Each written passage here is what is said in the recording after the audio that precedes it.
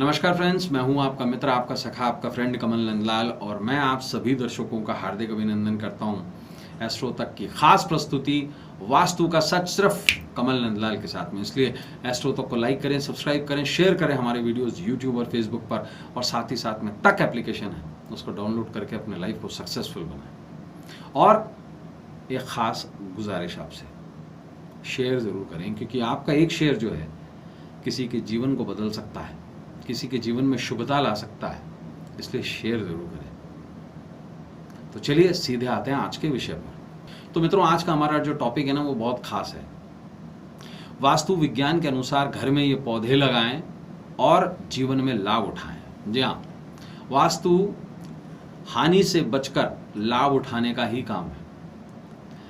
हर चीज वास्तु से संबंधित है और आज हम आपको बताएंगे कुछ ऐसे पेड़ पौधे जिसे आप घर में लगा सकते हैं, जिससे आपको लाभ ही लाभ होगा। तो वास्तु विज्ञान के अनुसार घर में ये पौधे लगाएं और लाभ उठाएं, जीवन का लाभ उठाएं।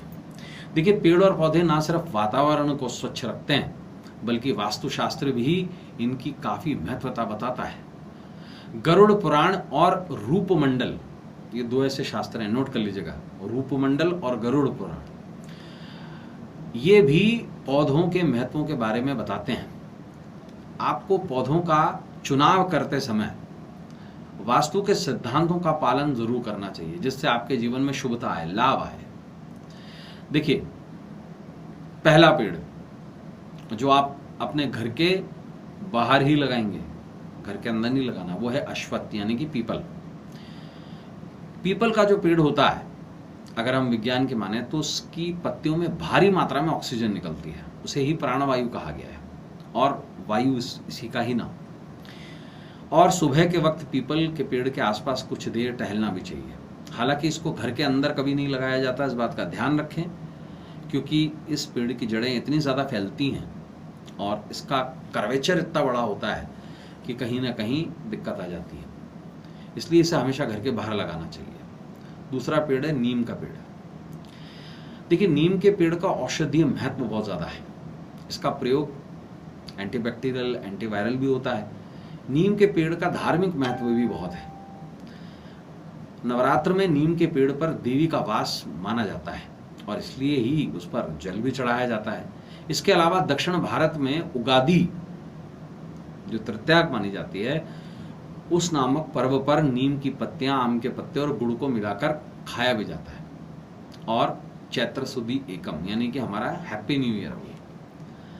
और इसलिए इस पेड़ को आप अपने घर के बगीचे में लगा सकते हैं, या कहीं पर भी आप अगर छोटा नीम भी लगाना चाहते हैं तो घर के किसी कोने में गमले में लगा सकते हैं। बात करते हैं आम के पेड़ के बारे में। जी हाँ, आम का पेड़ अधिकांश हिस्से जो होते हैं उसके प्रयोग होते हैं।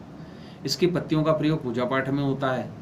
इसकी लकड़ी का प्रयोग हवन आदि में होता है, अंतिम संस्कार में भी किया जाता है। आम को फलों का राजा भी माना जाता है और आप विश्वास कीजिएगा, आम का जो फूल होता है ना, वो शिवलिंग पर चढ़ाने से जीवन भर का दुर्भाग्य खत्म हो जाता है। इसलिए इस पेड़ को लगाएं और अपने जीवन में मधुर मिठास लेकर आए। अब है कटहल का पेड़, ध्यान रखा जाए। आम के पेड़ की तरह ही इसका फल भी हमारे घरों में काफ़ी मात्रा में प्रयोग में लिया जाता है। कटहल जो होती है, इसे सर्वश्रेष्ठ पौधा माना गया है और कटहल से अलग अलग राज्यों में अलग अलग व्यंजन तैयार किए जाते हैं। इसकी पत्तियों का प्रयोग भी धार्मिक कार्यों के लिए ज़रूर किया जाता है, इस बात का ध्यान दिया जाए। केले का पेड़, हमेशा इस पेड़ को घर के पीछे और हमेशा गमले में लगाया जाता है। अगर यह जड़ पकड़ ले तो बहुत ज़्यादा दुर्भाग्य पैदा कर देता है। इसलिए केले के पेड़ को जब भी आप लगाएं, घर के पिछवाड़े ज़रूर लगाएं, आगे नहीं लगाया जाता। और एक विशेष बात, इस पेड़ में भगवान विष्णु का वास होता है, तो ऐसे लोग जो मदिरा आदि का इस्तेमाल करते हैं वो इसका इस्तेमाल ना करें, या जो मांस वगैरह खाते हैं तो इसे बिल्कुल भी इस्तेमाल ना करें। अब इसके अलावा नारियल का पेड़ है, इसे श्रीफल का पेड़ भी कहा जाता है। इस पेड़ पर स्वयं लक्ष्मी विराजमान होती है और नारियल हर चीज़ में है। नारियल की चटनी में है, नारियल की बर्फ़ी में है। भगवान को पर भी हम नारियल बधारते हैं या नारियल एज एन भेंट देते हैं भगवान को। तो ये एक विशेष और अब जो सबसे इंपॉर्टेंट पेड़ है वो है बेल का पेड़। बेल का पेड़ अगर आपके घर के फ्रंट में है तो आप ये समझ लीजिएगा स्वयं वहां पर परमेश्वर शिव का वास है और अटूट लक्ष्मी का वास है। तो मित्रों, आज के लिए बस इतना ही। कल आपसे फिर मुलाकात होगी, तब तक देखते रहें एस्ट्रोतक और अपने मित्र, अपने सखा, अपने फ्रेंड कमल नंदलाल को इस उम्मीद के साथ इजाजत दीजिए कि आपका आने वाला कल आज से कुछ बेहतर, कुछ खास और कुछ ज्यादा ही अच्छा हो। और जाने से पहले आपको जरूर ये कहना चाहता हूं, वीडियो को शेयर जरूर करें, क्योंकि आपका एक शेयर किसी के जीवन में समरसता ला सकता है, किसी के जीवन में मधुरता ला सकता है, किसी की समस्याओं का समाधान बन सकता है। इसलिए कमल नंदलाल ये कहता है शेयर तो बनता है, इसलिए शेयर जरूर करें और अपने मित्र, अपने सखा, अपने फ्रेंड कमल नंदलाल को इस उम्मीद के साथ इजाजत दीजिए कि आपका आने वाला कल आज से कुछ बेहतर, कुछ सफल। तब तक के लिए नमस्कार, नमः शिवाय।